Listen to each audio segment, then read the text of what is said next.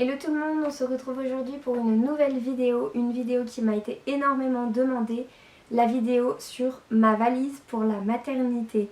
À commencer par la liste de ma valise, je vais essayer de vous mettre le PDF dans la barre d'infos. Si jamais j'y arrive pas, n'hésitez pas à me contacter sur Instagram, je vous le mets juste là. Je vous l'enverrai avec grand plaisir. Comment j'ai fait ma liste? Et bien tout simplement j'ai récupéré celle de Zoé et j'ai juste modifié 2-3 trucs, j'ai enlevé certaines choses et j'en ai rajouté 2-3.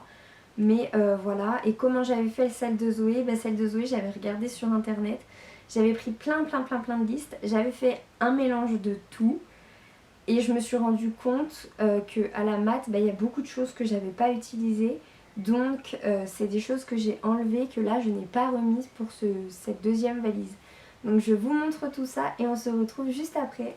Voilà, donc on se retrouve avec ma valise, bien évidemment, ma petite liste, parce que je vais revérifier en même temps avec vous, et mon sac pour la salle de naissance. J'ai mis mon coussin d'allaitement. Bien évidemment, je l'amène, mais je m'en sers toutes les nuits, même la journée.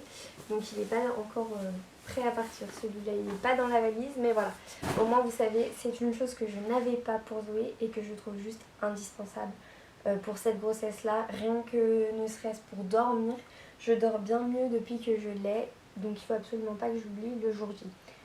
Je commence avec vous par mon sac pour la salle de naissance. Alors...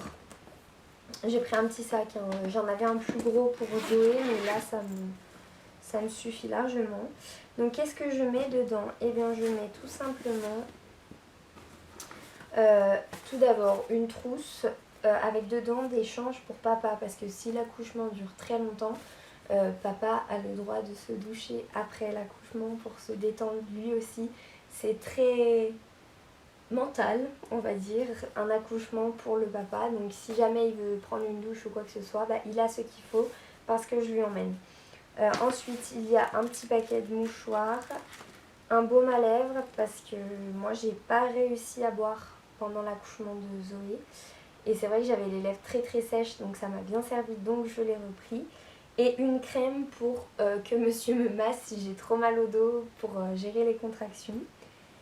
Après je mets également un petit coussin, bon j'aurai mon coussin d'allaitement, mais ça sert toujours, il m'a bien servi quand j'attendais pendant les monitorings pour Zoé, ça m'a énormément servi. Une petite paire de chaussettes parce que je suis censée, croisons les doigts, accoucher fin septembre et dans la salle d'accouchement, il faisait pas spécialement très chaud pour l'accouchement de Zoé, donc là qu'on sera... début d'automne, je pense pas qu'il fera beaucoup plus chaud, donc j'ai préféré prévoir, comme pour Zoé d'ailleurs, une paire de chaussettes. Ensuite, le petit plaid pour enrouler mademoiselle une fois qu'elle sera née, le temps qu'on fasse la salle d'accouchement à la chambre.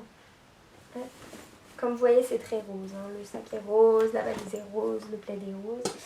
Et alors ça, je vous le montre pas tout de suite, mais je vais vous dire ce que c'est quand même. C'est le petit sac, on va dire. Je regarde ma liste en même temps pour voir si j'avais bien tout mis.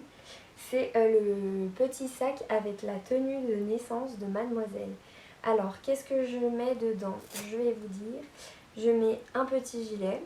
Là, j'ai mis un maille tricoté assez épais. Un pyjama, un body, une couche, une paire de chaussettes, une paire de gants, une paire de chaussons et un petit bonnet. Je vous montre pas ça maintenant, je vous montrerai ça plus tard et sur Instagram, donc je vous remets mon Insta juste là. Je ne le montrerai pas spécialement sur YouTube, mais voilà, pour Instagram il y aura un post spécial pour ça. Donc voilà pour ce qui est du sac de la salle de naissance. Bien évidemment, à pas oublier le jour du départ, moi j'ai toujours dans mon sac à main du début à la fin de ma grossesse, ce sont, je vais prendre ma petite liste, la carte de groupe sanguin, le livret de famille si vous en avez déjà un, donc si vous avez déjà un enfant, la carte d'identité, la carte vitale, le dossier de grossesse, une paire d'écouteurs, ça peut vous servir. Moi monsieur est arrivé à midi, il me semble. de 7h à 11h j'étais avec ma maman, à 10h30 j'étais avec ma maman, mais après elle est partie chercher mon chéri et j'étais toute seule, donc j'étais bien contente d'avoir ma paire d'écouteurs pour le monitoring. Ça m'a bien occupée et ça m'a aidé à gérer encore un petit peu. Un chargeur pour si vous avez plus de batterie, hein, tout simplement. Vous serez bien contente si votre accouchement dure 36 heures. D'avoir un chargeur, c'est toujours utile. Et moi, ça c'est moi qui ai mis, mais un protège carnet de santé, il est dans ma valise, vous allez le voir, pour le carnet de santé de bébé qui vous donne le dernier jour, le jour où vous sortez. Donc on continue avec la valise. C'est une grande, je ne saurais pas vous dire la taille, j'essaierai de vous trouver un lien d'une valise qui ressemble, mais moi je l'avais prise chez Action et du coup on s'en sert pour tout, pour les voyages. Elle m'a déjà servi pour mon accouchement pour Zoé et elle va me servir également pour bébé 2. Alors hop, je commence avec le côté de bébé et je vais reprendre ma petite liste. Vous voyez, il y a deux parties, hein. Il y en a une, c'est des sangles comme ça, et l'autre est séparée par ça. Hop. Donc voilà pour ce qui est de la valise côté bébé. Donc voilà, c'est parti, je vous montre tout ce qu'il y a du côté de bébé. J'ai ma petite liste, donc je vérifie en même temps. Et c'est parti. Alors, tout d'abord, un paquet de coton et un paquet de couches. La maternité où je suis n'en fournissent pas. Donc, ils demandent d'amener nous-mêmes, ce qui n'est pas plus mal, je trouve, parce qu'au moins, le bébé a directement la marque de couche que moi, je veux. Donc, c'est mieux comme ça, limite. Ensuite, pour ce qui est des soins, donc bébé a sa petite trousse de soins pour elle toute seule, une petite brosse et son gel douche. Alors, je prends le même gel douche que pour Zoé, donc c'est du Willida dedans, en espérant que ça corresponde à sa peau. Si jamais ça va pas, je changerai, je ferai comme Zoé, je testerai des marques jusqu'à ce que je trouve la bonne. Donc voilà, pour ce qui est des soins. Ensuite, il demande une gigoteuse. Donc j'ai repris la même que pour Zoé. Quand je l'ai ressortie, j'étais très nostalgique, je vous avoue. Ensuite, sur la liste que la maternité m'a donnée, il demandait à la base 6 pyjamas, 6 body. Pour Zoé, j'en avais pris 6, j'en ai utilisé 2. Voilà, donc j'ai réduit, j'en prends 4. Donc je prends 4 pyjamas, 4 body. Hop. Tac. Et 4 petits body. En sachant que j'ai le body qui est dans le sac et le pyjama de la salle de naissance en plus. Ensuite, il demande 4 petits gilets. C'est pareil, moi le gilet je le change pas tous les jours s'il n'est pas sale. Il n'y a pas besoin de le changer. Donc j'en prends 2 plus celui que j'ai dans le sac pour la salle de naissance. Ensuite, il ne demande pas sur la liste mais que moi j'ai mis sur ma liste un petit linge. C'est un linge Little Big Change marqué Oops, pardon. Voilà. Après, donc je compte allaiter. Mais je prends un biberon au cas où, on ne sait jamais. C'est un biberon MAM en verre que j'avais acheté pour Zoé. J'ai dû l'utiliser une fois et Zoé n'a pas du tout accepté les tétines MAM. Donc on va tenter avec bébé 2. Des petites paires de chaussettes, donc elles sont dans un autre petit sachet. Mais là j'en ai mis une, mais j'en ai pris 3. Et des bavoirs. Alors pas besoin de prendre 150 000 bavoirs. Hein. Vous en tâchez un, vous le lavez vite fait à la main, vous le mettez à sécher et le lendemain votre bavoir il sera sec si vous en avez besoin. Donc pas besoin de s'encombrer avec 150 bavoirs. Une cape de bain. À la maternité où je suis, le bain est donné le 2e jour ou le 3e jour de vie selon la durée du séjour à la maternité. Une petite boîte de tétine. Alors je vous arrête tout de suite, si tu veux allaiter, oublie la tétine. C'est tout à fait faisable. J'ai parlé à beaucoup de mamans, j'ai demandé beaucoup d'avis, c'est possible. Et bien évidemment la petite tenue pour la sortie que je ne vous montre pas non plus, puisqu'il y aura également un post Instagram par rapport à la petite tenue de sortie. Mais dedans il y a un pantalon, un body, un t-shirt, une petite paire de chaussettes, une petite paire de chaussons, un petit nœud pour les cheveux et un bonnet parce que je ne sais pas quel temps il fera en sortant de la mat. Et le gilet prévu est celui qu'elle aura le jour de sa naissance. Donc voilà pour le côté bébé, tout ce que j'ai mis. Et je vous retrouve dans 2 minutes pour mon côté. Et donc on se retrouve pour mon côté de la valise. Sincèrement, mon côté de la valise, je le fais vraiment par rapport à moi. J'ai enlevé ce que j'avais pris qui m'a pas servi à l'accouchement de Zoé et j'ai rajouté ce qui m'avait manqué justement et que j'avais demandé à monsieur de me ramener. Pour celles qui me suivent sur Instagram, vous savez que dans ma valise pour Zoé, j'avais mis du saucisson. Là, il n'y est pas. Pourquoi ? Parce que je sais pas si j'ai le droit tout simplement en allaitant de manger du saucisson, donc il faudra que je me renseigne. Et si j'ai le droit, mon petit sachet de saucisson retournera dans ma valise, bien évidemment. Mais sinon, plus sérieusement, j'ai mis des coussins d'allaitement jetables. Donc je prends les mêmes que pour Zoé, les mêmes que j'utilise déjà pendant ma grossesse. Parce qu'ils me vont très bien comme ça, donc je ne change pas. Ensuite, un indispensable que j'avais également dans ma valise pour Zoé. Les culottes Always pour fuite urinaire. Donc je prends les plus... ça, c'est juste la base.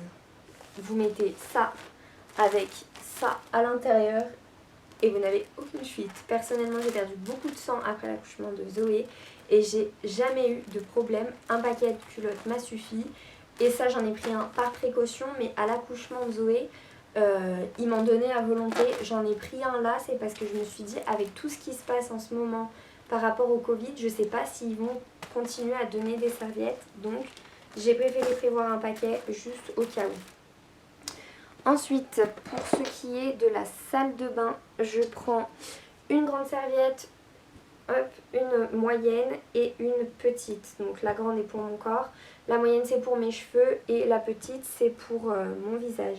Chose que j'ai pas mis, que je viens de voir sur ma liste et qui m'a bien servi aussi.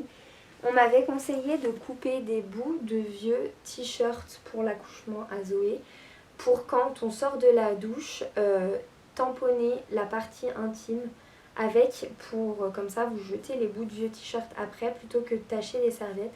Je l'avais fait pour Zoé et c'est vrai que ça m'avait bien servi, il faut que je le refasse absolument là. Vous voyez, j'ai bien fait tourner cette vidéo.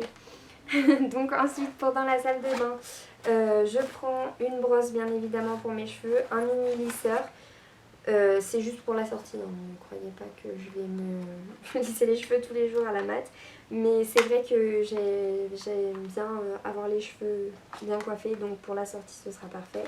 J'ai mis un petit paquet d'élastiques et une pince à cheveux bien évidemment, et mon petit démêlant pour les cheveux. Hop. Ensuite, que des miniatures, ça prend pas de place, c'est très bien. Il manque la petite brosse à dents miniature, elle est... je sais pas où, il faut que je la retrouve.